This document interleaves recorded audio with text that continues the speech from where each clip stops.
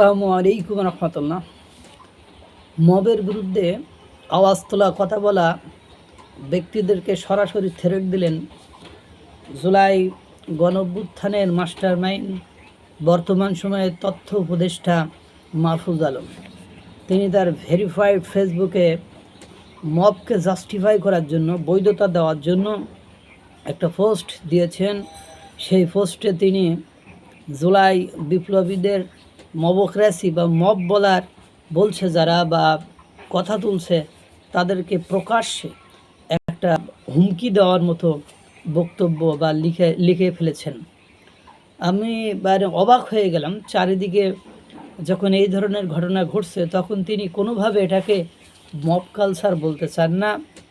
Rather তিনি যারা এটাকে মবের পর্যায়ে কথা বলছে বা মব বলছে তাদেরকে তিনি বন্ধ করার হুমকি পর্যন্ত দিয়ে ফেলছেন। কথাগুলো শোনেন। মাহফুজ আলম বলছে, জুলাই বিপ্লবীদের দেশকে আধিপত্যবাদ ও ফ্যাসিবাদী থেকে মুক্ত করা, মুক্তিকামী ছাত্র জনতাকে মব বলে জুলাইকে বিষাদাগার করা হচ্ছে। চিন্তা করেন যে মাহফুজ আলম বলছে জুলাই বিপ্লবীদের দেশকে আধিপত্যবাদ ও ফ্যাসিবাদ থেকে মুক্ত করা, মুক্তিকামী ছাত্র জনতাকে মব বলে জুলাইকে বিষাদাগার করা হচ্ছে। বন্ধ করুন, এই যে বন্ধ করুন। এই যে যারা মব নিয়ে কথা বলছি বা কথা বলছে তাদেরকে বন্ধ করুন, এই বিষাদাগার করা বন্ধ করুন। মানে ওরা যেটা করছে এটা জাস্ট ন্যায় বিচার করছে, ওরা উপযুক্ত কাজই করছে, ওরা ঠিকঠাক কাজই করছে।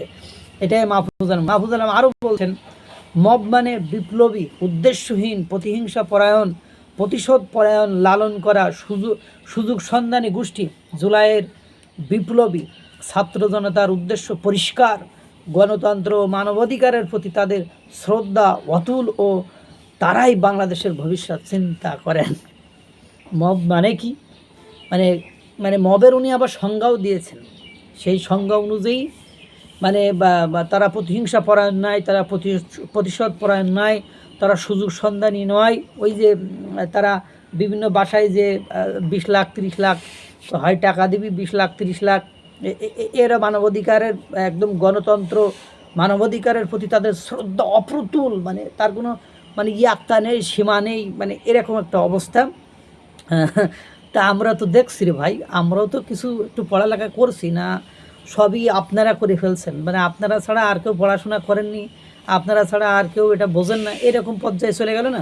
তো উনি আবার বলছেন মবকে জাস্টিফাই করার জন্য তিনি বলছেন মব এদেশে প্রথম সৃষ্টি করা হয়েছিল বিহারি জনগোষ্ঠীর উপর। ওই যে কালকে ওরা আবার একটু বিহারি পল্লীতে গিয়েছিল, নাইদ হাসনাত সার্জিস, এটা আপনারা জানেন। তো প্রথম সৃষ্টি করা হয়েছিল বিহারি জনগোষ্ঠীর উপর, তাই ওই শব্দ থেকে বিহারি নিয়েছে। মব হয়েছে ছাত্র জনতার মুজিববাদী বিরোধী জনগণের উপর। চিন্তা করেন, মব হয়েছে ছাত্র জনতার মুজিববাদী বিরোধী মুজিববাদী বিরোধী যেসব ছাত্র জনতা আন্দোলন করেছে তাদের উপর মব হয়েছে। হ্যাঁ, উদ্বেগের বিষয় হলো তাছাড়া আরও বলছে যে শাহবাগ, তারপরে গণজাগরণ মঞ্চ, এই সবই মবের সৃষ্টি। এরাই মব সৃষ্টি করেছে, এরাই মবক্রেসি করেছে।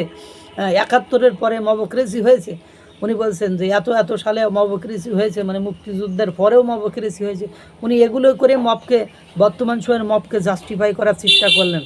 উদ্বেগের বিষয় উনি বলছেন, উদ্বেগের বিষয় হলো জুলাই বিপ্লবকে এখন মুজিববাদী বাম ও লীগের কালচারাল গুন্ডারা, চিন্তা করেন, মুজিববাদী বাম ও লীগের কালচারাল গুন্ডারা জুলাই পরবর্তী আইন শৃঙ্খলা পরিস্থিতির অবনতির সঙ্গে মিলিয়ে এমনভাবে পরটিরিয়েট করছে যেন জুলাই বিপ্লব শেখ মুজিবের নাতির কথা অনুযায়ী মবক্রেসি ছিল। বন্ধ করুন, কথা বলা বন্ধ করুন, নাহলে আপনার উপরেও আমার উপরেও মব হবে। এটার একদম ক্লিয়ার মেসেজ তিনি দিয়ে দিলেন। ভালো, আরও দেখতে থাকুন, সবাই নীরব থাকুন, কথা না বলি আমরা। কথা বললেই বিপদ আপনার ঘরের মধ্যে, ঘাড়ের মধ্যে চলে আসবে। আল্লাহ তাআলা সকলকে ভালো রাখুক, সুস্থ রাখুক। আসসালামু আলাইকুম ওয়া রাহমাতুল্লাহ।